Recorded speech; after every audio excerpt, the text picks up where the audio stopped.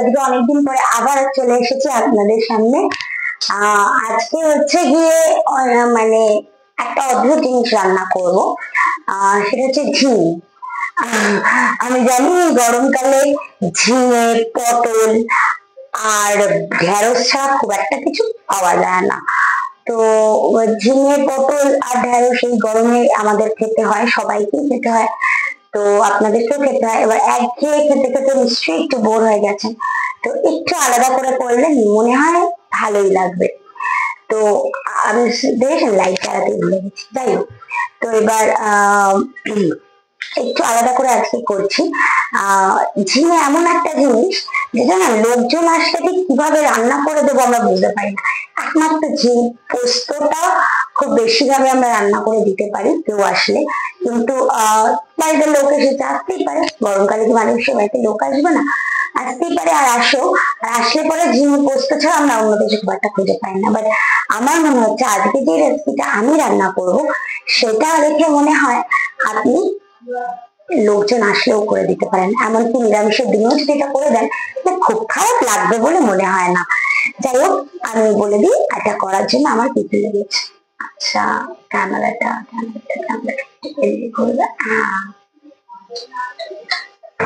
ওকে, আমার মনে হচ্ছে আপনারা সবাই দেখতে পাচ্ছেন। এখানে আমি আদা আর কাঁচা লঙ্কা বেটে রেখেছি। এখানে আমি একটুখানি কাজু বাদামের পেস্ট করে রেখেছি।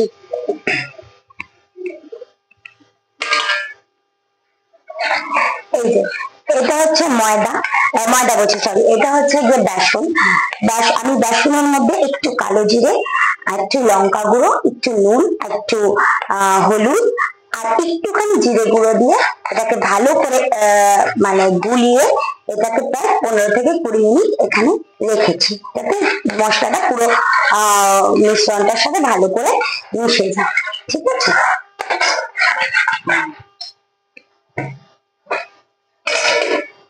আচ্ছা, এখানে আমি ঝিঙেটাকে কেটেছি, দেখুন আমি কেটেছিলাম সুন্দর করে ফুলের মতন করে। বাট যখন নুন মাখিয়ে এটা রেখেছিলাম 15-20 মিনিট, তাতে এটা একটু চুপসে গেছে, জানেন ঝিঙে থেকে জল বেরোয়। তো যাই হোক, এটা হচ্ছে ঝিঙে। এভাবে আপনারা ঝিঙেটাকে কেটে নুন মাখিয়ে রেখে দেবেন, তাহলে দেখবেন ঝিঙেটা সুন্দর ভেতরে নুনটা ঢুকে যায়, তাতে ঝিঙেটা একটু টেস্টি হয় খেতে। এবার যেটা করব, আমি এই ঝিঙেটা যেহেতু নুন মাখানো আছে, দেখুন জল ছেড়ে গেছে। এবার জলটা চিপে চিপে আমি এটাকে এই বেসনের সাথে গোলাবো, ঠিক এভাবে।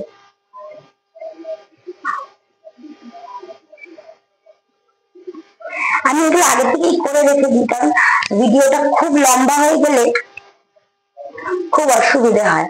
কারণ ফেসবুকে বলুন, ইনস্টাতে বলুন আর আমাদের ইউটিউবে বলুন, এত বড় ভিডিও ছাড়তে অনেক সময় লাগে। আমি নর্মালি রান্না রাত্রেবেলা করে থাকি, বাট এখন আমার শরীরটা খুব খারাপ, আপনারা সবাই জানেন, যারা আমাকে ফেসবুকে মানে রেগুলার ফলো করেন তারা অনেকেই জানেন আমার শরীরটা খুবই খারাপ। আমার গলা শুনে হয়তো আপনারা বুঝতে পারছেন, আগের থেকে আমার গলা ধরে গেছে অনেক বেশি। দেখুন নুনটা কিরকম ভাবে টেনেছে, নুন দিলে কোনো কিছুতে কিরকম জলটা ছাড়ে, যে এত জল বেরোচ্ছে প্রতিটা জিনিসের থেকে। আমি জানি না আপনারা কতটা দেখতে পাচ্ছেন ক্যামেরায়, বাট এখানে কিন্তু বেশ ভালোই জল বেরিয়েছে। আমি লাস্টে আপনাদেরকে দেখাবো এখানে কতটা জল বেরিয়েছে।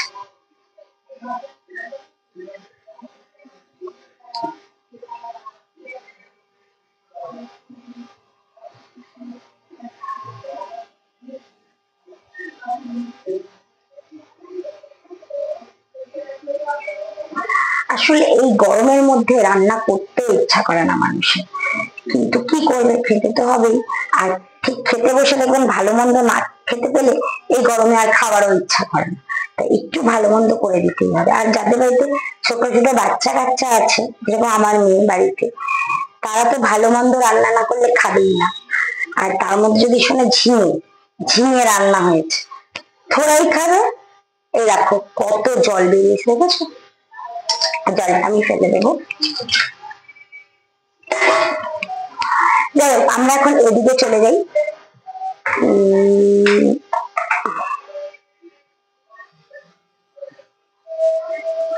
আমরা এখন চলে যাব আমার কড়াইয়ের কাছে। আমি এখানে কড়াই বার করে রেখেছি। এটা হচ্ছে আমার কড়াই।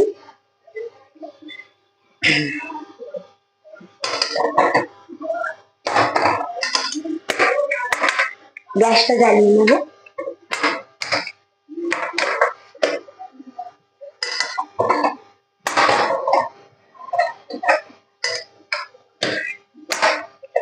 আচ্ছা, কড়াইটা যেহেতু ধুয়েছিলাম, জল ছিল, তো আমি এটা গ্যাসে এটা শুকিয়ে নিয়েছি, তার জন্য কড়াইটা হালকা একটু গরম আছে। ঠিক আছে,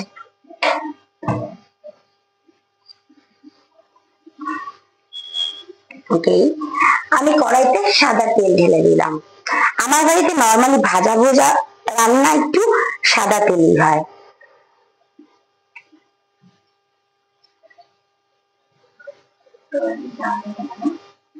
হ্যাঁ, যাওয়া যাওয়া যাও।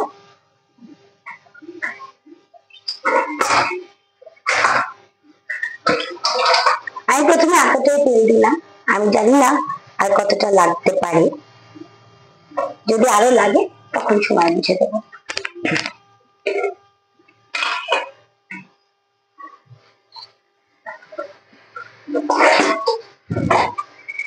তেলটা এখানে গরম হচ্ছে।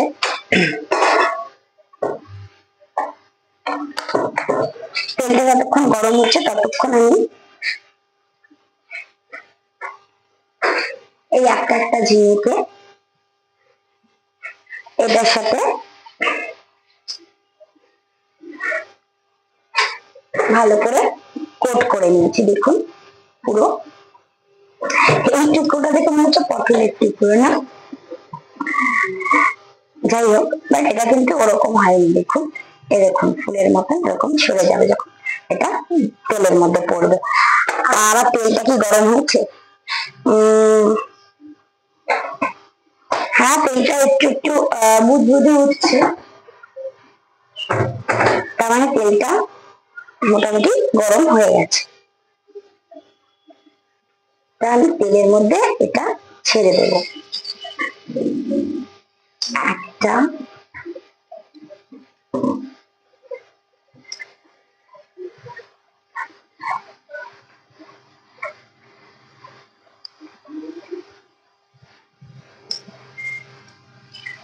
দুটো,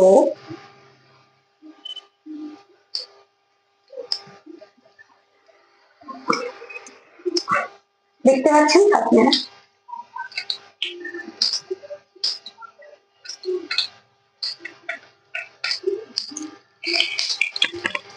তিনটে, আমি এখানে তিনটেই ছাড়লাম, বিকজ আপনারা সবাই জানেন আমি একসাথে অনেকগুলো ভেজে তুলতে পারি না, আমার অসুবিধা হয়, তো আমি অল্প অল্প করে করবো।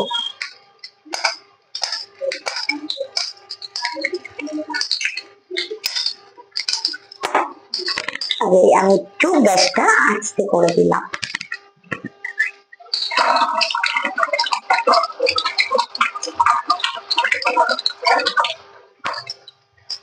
হাতটা ধুয়ে নিলাম। আমার রান্না করার সময় অনেকবার করে হাত ধুতে হয়, এটা আমার একটা প্রবলেম। আমি নোংরা জিনিসটা একদম নিতে পারি না। আমি বুঝতে পারছি না আপনারা কতটা দেখতে পাচ্ছেন, দেখতে পাচ্ছেন তো? আরে আমি সবার প্রথমে এটাকে ফেলেছিলাম, তো এটাকে আমি আস্তে আস্তে উল্টে দেওয়ার চেষ্টা করি। হ্যাঁ, হয়ে গেছে এটা।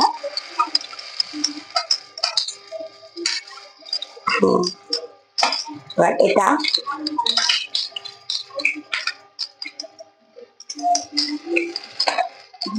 এটাকে খুব সাবধানে, হ্যাঁ, ভেঙে না যায়, ভেঙে গেলে কিন্তু পুরো জিনিসটা দেখতে খারাপ হয়ে যাবে।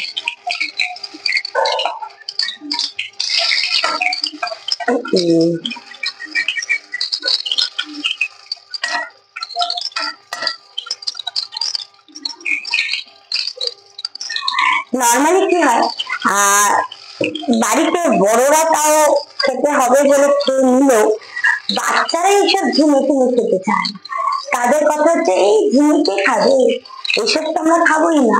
তো একটু যদি এরকম বড়ার মতন করে দেওয়া যায়, তখন ওদের দেখতেও ভালো লাগে আর ওরা ওটাকে খেতেও ভালোবাসে।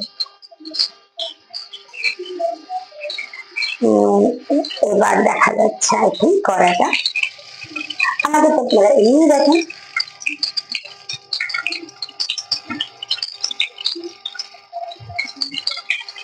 তো আমার এগুলো ভাজা হোক, ঠিক এভাবেই আমি সবগুলো ভাজবো। তো আমার এগুলো ভাজা হলে আবার আমি দিলাম। আবার চলে এসছি নেক্সট রাউন্ডের ভাজা নিয়ে। আপনাদেরকে আগেই বলে দিচ্ছি সুন্দর করে এভাবে করবেন, হ্যাঁ, ফুলের মতন সুন্দর দেখতে হবে, তাতে দেখতেও ভালো লাগবে। আচ্ছা, ঝিঙে ভাজতে গেলে কিন্তু প্রচন্ড জল ছাড়ে, হ্যাঁ, তাই জল ছাড়ার জন্য প্রচুর পরিমাণে তেলটাও ছিটছে, তাই খুব সাবধানে কিন্তু।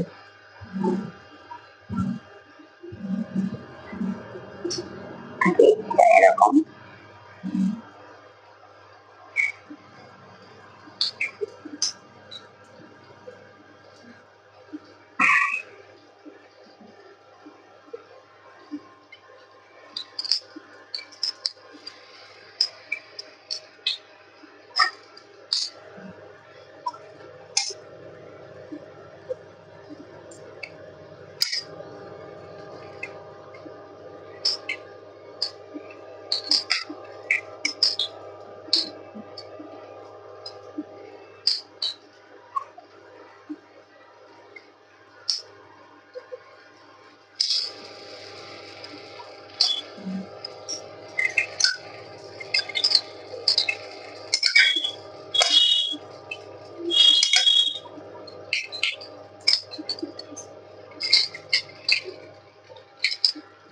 এই যে আমি এখানে আরো 3টে দিয়ে দিয়েছি।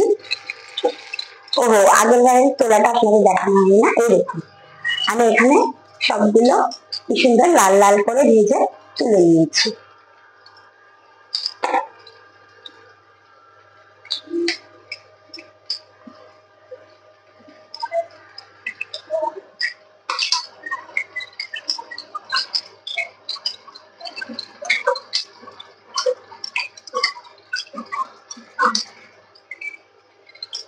আসলে কি হয় বলুন তো,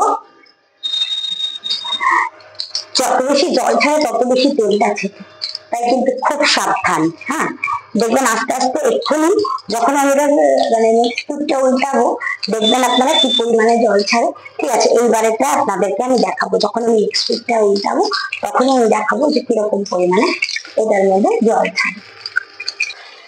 এই যে আমি এবার নেক্সট ফুট উল্টাবো, দেখুন এখানে হাত রাখা যাচ্ছে না, রীতি মতন জল ছাড়ছে, দেখুন কি পরিমাণে জল ফুটছে। ও, আমারই বোঝার ভুল ছিল। ওহো, আমি তো মাথায় ছিল না যেটা আর একবার ভেবে নিতে, তাই তেলটাকে বেশি দেওয়া।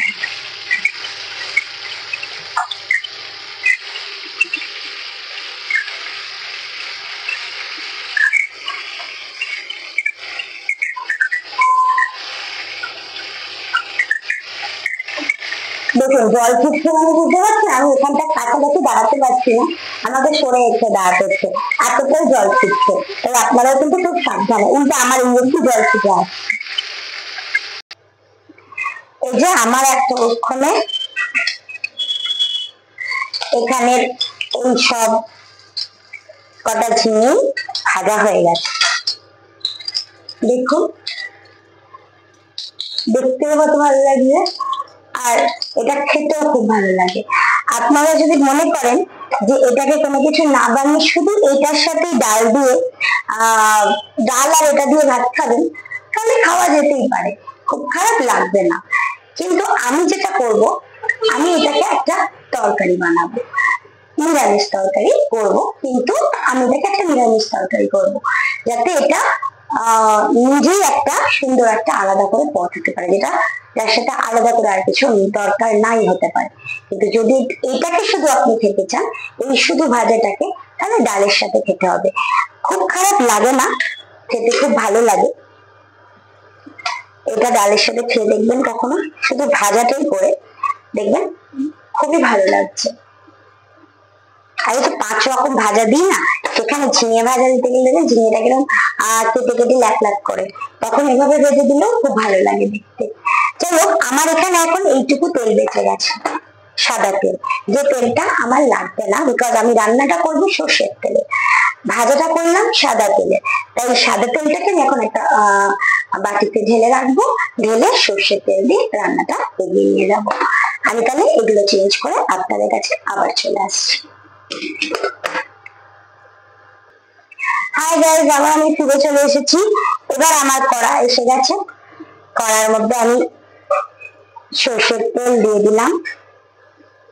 এবার তোমরা যারা আমার জানো, তোমরা খুব ভালো করে জানো আমি খুব একটা বেশি তেলে রান্না করি না, তাই এইটুকু তেল আমার কাছে এনা।